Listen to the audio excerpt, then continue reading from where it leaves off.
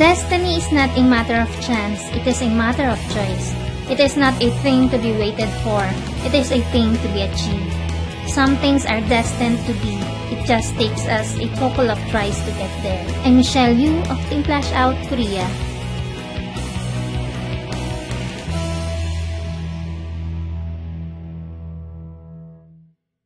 Napakaraming nagtatanong kung paano daw ako nagsimula sa AIM Global. Hindi na ito parte ng tutorial pero since gusto nyong malaman, magkukwento muna ako. Ako po ay college graduate. Graduate ako ng Non-Destructive Testing Engineering. Bago ako napadpad sa Korea, nagtatrabaho ako sa isang kumpanya kung saan naka-assign ako sa fieldwork. Masaya rito. Nako, araw-araw kabilad sa araw. Akyat sa mga matataas na buildings, cranes, at kung saan-saan pang lugar nakakapunta. Malilibot mo nga ang buong Luzon, Visayas at Mindanao para lang mag-test ng mga tibay ng bakal, pipes, lahat-lahat na. Tinetest namin ang cracks, defects, discontinuities nang hindi winawasak ang bakal. Ang high-tech pakinggan, ano? Puro lalaki mga kasama ko noon kasi trabahong panlalaki, hindi po ba? Pero ako pa, kayang-kaya yan. Babaeng-babae lang po ang hitsura pero kaya kong makipagsabayan sa mga lalaki. May doubt ka? Nung nakapag-asawa ko at napadpad sa Korea, naisipan kong magtayo ng isang Filipino grocery. Small store kung baga. 4 years ko itong ginawa online at offline. Gumawa ako ng Facebook page at nagbebenta ako sa Facebook. Gumawa rin ako ng website para mas malaki ang potential ma-market online. Napakaraming customers nationwide at talagang ang lakas ng benta. So noon pa lang talagang ginagamit ko na ang online marketing kaya sanay na ako dito. Suddenly, isa sa mga customers ko inalok sa akin ng AIM Global. Tulad ng mga ginagawa nating lahat kapag inaalok tayo sa isang bagay, dead ma lang. Sa madaling salita, hindi ko siya pinapansin at laging sagot ko ay, pasensya na sis, busy ako eh. Hindi niya naman ako kinukulit. Iniwan niya lang sa akin ang isang video at sinabing panoorin ko at balikan ko siya kung anong masasabi ko sa napanood ko. Video yon ni Sir Chan Aspirin. Isang araw, hindi ako masyadong busy nun kaya naisipan kong i-click ang video na iniwan niya sa akin at pinanood ko. Pagkatapos nun, kakaiba yung naramdaman ko. Sabi ko sa sarili ko, ito ang magpapayaman sa akin. Nag-decide agad akong subukan yung business. Ilang araw, hindi ako nakatulog.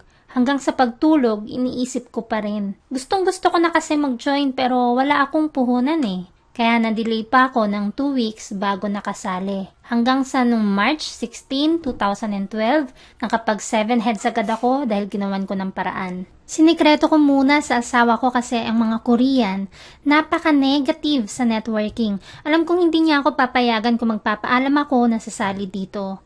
After ng 1 month, marami-rami na ang members ko. Nahihirapan na akong kumilos na pasikreto lang. Kaya nag-decide akong ipaalam na sa kanya ang tungkol dito para makakilos ng maayos. Nag-exercise muna ako sa labas habang nag-iisip paano hahanap ng tiyempo. Dapat yung good mood siya. Ang hirap. Alam ko kasing magagalit siya ng sobra. Finally, nakahanap ako ng time. At hindi nga ako nagkamali. Galit na galit siya nung nalaman niya. Ito yung first time na nagalit siya sa akin ng ganun katindi. Sobrang galit niya, halos hamunin niya ako ng divorce. Iyak ako ng iyak nung araw na yun. Pakiramdam ko, pasan ko ang daigdig. Ang bigat sa dibdib. Kasi ano daw ang pipiliin ko? Yung store namin o ang AIM Global? Pinapipili niya ako kung ititigil ko daw ba ang AIM Global o isasara namin ang store at magkanya-kanya na kaming buhay. Saklap? Dahil sa AIM, iiwanan ako. Honestly, until now, I can still feel the pain. Ang arte. Isa lang ang pumasok sa isip ko noon.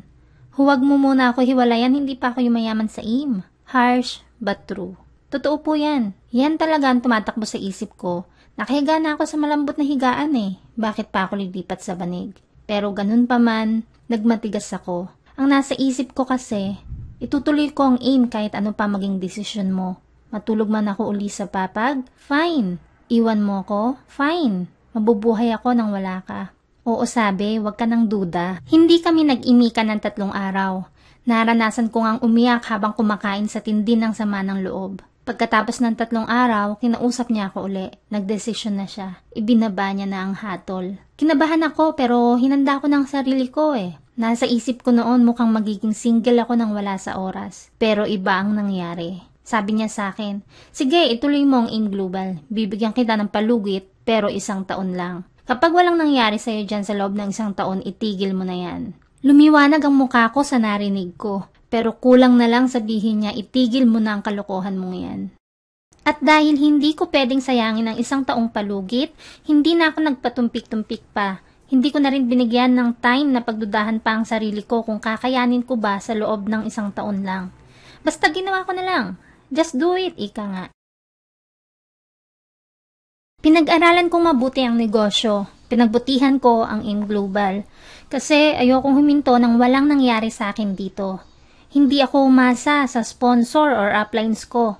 Gumawa agad ako ng Facebook group. Lahat ng prospects, doon ko pinasok. Siyempre, dahil nagsisimula pa lang ako sa pag-build ng network, ako na taga-post, ako pa taga-like, ako pa taga-comment. Ganun talaga, nagsisimula ka pa lang eh. Gumawa din ako ng Facebook page at updated every day. Sinimulan kong gumawa ng mga video tutorial sa YouTube para ma-reach ko at maturuan ng mga future members ko kahit nasa ibang bansa sila o malayo sa akin. Para mas mabilis naming ma-build ang network. At ang huli ay ang website. Para mas madaling ma-share ang buong compilation ng business.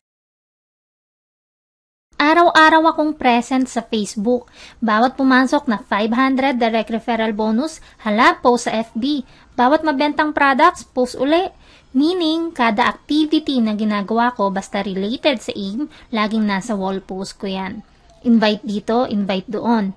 Lahat ng customers namin sa store ko online, in-invite ko na din. Hindi ako nag-focus sa kapamilya at kaibigan kasi sa totoo lang sila ang pinakamahirap invite. Kaya nag-concentrate ako sa mga total strangers na kilala ko lang sa Facebook, pati na rin yung mga hindi ko talaga kilala. After 1 month and a half, na-experience kong makakuha ng first check ko na 36,100 pesos. Hanggang sa nagsunod-sunod na, hindi ko na mabilang kung ilang cheque na ba ang nakuha ko sa AIM Global. After 1 year and a half, nakasama na ako sa Millionaire Circle at naging Global Ambassador na rin. Pinasyal ko ang husband ko sa Thailand, sagot ko lahat para suyuin siya na huwag na akong pagbawalan gawin ng AIM. Nakikita niya naman ang resulta sa akin ngayon. Pinalitan ko pa nga ang kotse niya. Lahat na ginawa ko, suyuin lang siya para hindi ako pahintuin. Ang hirap kasi kumilos kapag asawa mo mismo tutol sa ginagawa mo at wala kang suportang nakukuha mula sa kanya. You feel alone. English? Hanggang sa wakas, nakikita niya lahat ng results sa akin at lalo na effort ko. Pumayag na siyang ituloy-tuloy ko ang AIM Global at ngayon ay member ko na rin. Full support na siya sa akin. Minsan nga iniisip ko, paano kaya ako nagpadala ako sa takot at nakinig sa kanya? Siguradong wala ako dito ngayon. Alam ko namang hindi magiging mahirap ang buhay namin pero wala sigurong financial freedom at time freedom na tulad ngayon. Bakit ko naibahagi ang kwento ko?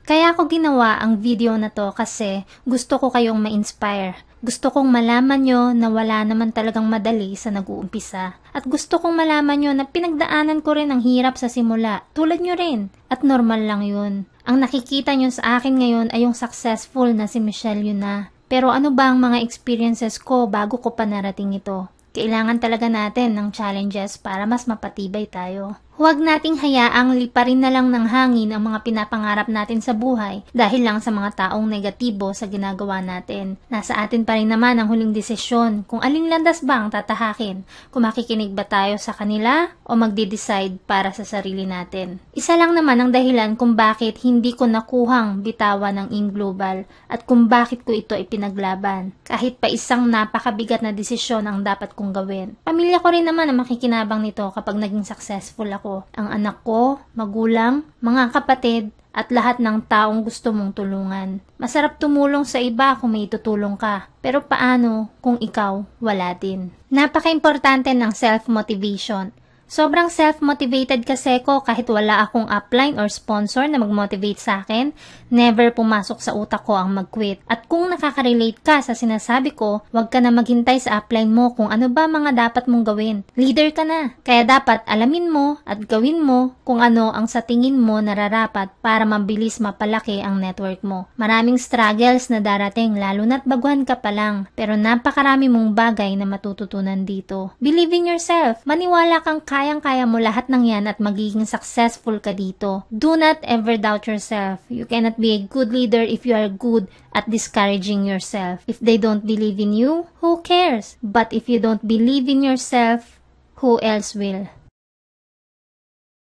The number one reason people fail in life is because they listen to their friends, family, and neighbors. There are two types of people who will tell you that you cannot make a difference in this world. Those who are afraid to try, and those who are afraid you will succeed.